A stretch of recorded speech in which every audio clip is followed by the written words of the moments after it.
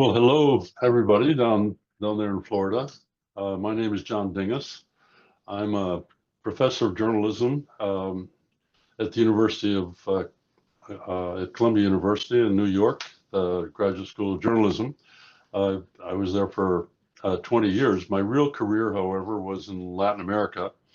I was a stringer for the Washington Post and also for ABC News and basically whoever would pay me during the 1970s. I went down there because it was the biggest story in Latin America was Chile, a revolution in progress that I thought perhaps would be possible. It would make it possible to solve the problem of poverty and inequality in Latin America. It turned out that didn't happen, but that has been the focus of much of my writing for the rest of my career. So I'm also from Iowa, and I live in Washington, D.C. now. And in my most recent book, which I want to talk to you a little bit about, because when you write a book, you want people to know about it and you want them to buy it, perhaps. In that book, it's called Chile in Their Hearts. And it's about me as well as about the two men that I write about. But the idea of Chile in Their Hearts is that that's where my soul abides, in Chile and also in my native state of Iowa, the heartland of America. I'm an investigative journalist and writer. I write about dictatorships mainly. I've written a book about Manuel Noriega, the dictator of Panama, and 3 books, a kind of trilogy about the Southern Cone, focused on Chile and Argentina mainly, but also including other countries, Brazil, Uruguay, Paraguay, Bolivia. I write for Spy Talk. Look it up. It's a Substack. We write about national security and espionage and the way that relates to the situation that we're living through in the country and wherever. So a lot about Russia, a lot about the various things that are happening in other countries involving intelligence activities. We call it intelligence for thinking people. These are in unsettled times that we're going through now. I know you're all aware of that. Tiempos revueltos, we say.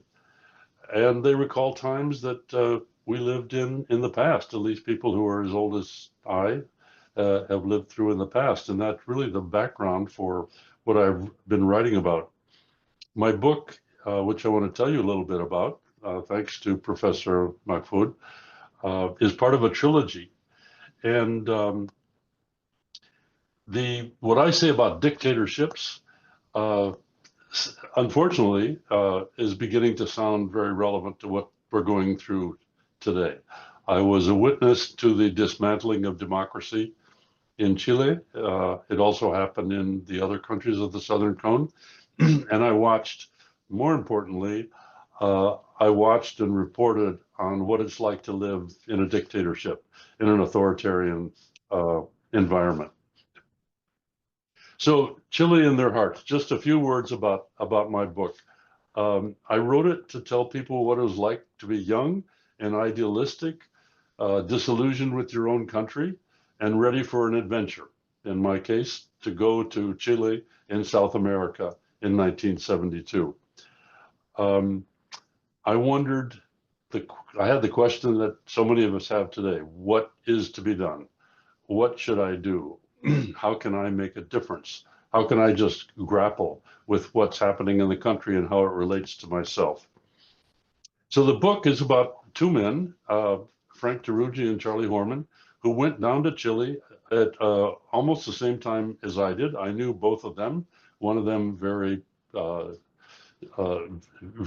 The other one was a good friend. I saw him the day before the military coup that happened in Chile in September 1973. September 11, 1973 was the date of the coup in Chile. And of course, that date became even more famous in the United States. The book is about those two men who are like myself in many ways. Um, the difference is that there was a movie made about them. It was called Missing by the famous director Costa Gavras.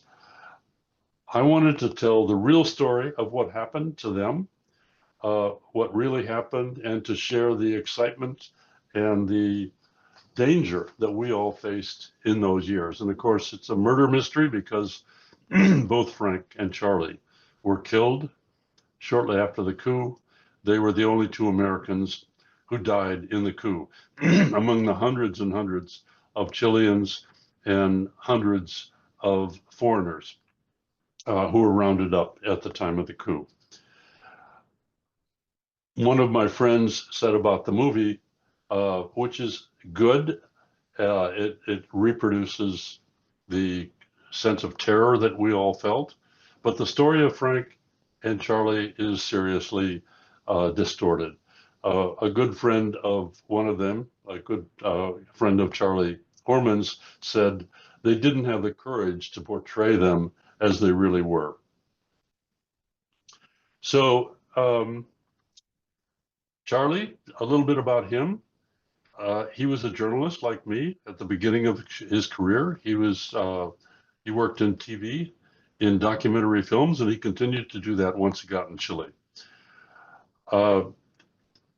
He was a person who combined ivory tower reflections with the pursuit of adventure. He was a pool shark, Harvard graduate from a very well-off family in New York City. And he decided with his wife to go down to Chile. The other man was Frank Tarugi, who was younger. He came from a very Catholic family. That's kind of where his idealism came from. He was inspired by the theology of revolution, the theology of liberation, which is the idea that the Catholic Church should fight alongside the poor as Jesus did. Very interesting theology that is kind of a minority report in the Catholic Church. It was at the time and remains that. Frank became a radical, a student of Marx and Lenin, and I write about that and his association with radical groups in Chile. I think in the book I solved the mystery. I do tell how and why they are killed. I reproduce the terror of those times after the violent military coup that we all went through. And I described the sometimes shameful role of the United States Embassy, which was deceitful in many ways and helped the military cover up the fact that they had killed those two Americans. It was an embarrassment to the United States because the United States was so enthusiastic because the Chilean military had overthrown a leftist, pro-Soviet, pro-Cuban government, which nevertheless was democratic. So we unfortunately supported the bad guys. We supported the dictatorship. And when they killed two Americans, the United States was embarrassed by that. And instead of admitting it, telling what they knew, they helped the Chileans cover it up. I tell that story in the movie. Well, that's it for now. I hope that we can talk about this and other things at a future date. I hope all of you have a great class and have a great day. Spring has started, and that's been a big relief. It's been a tough winter. So hopefully we'll talk to you later.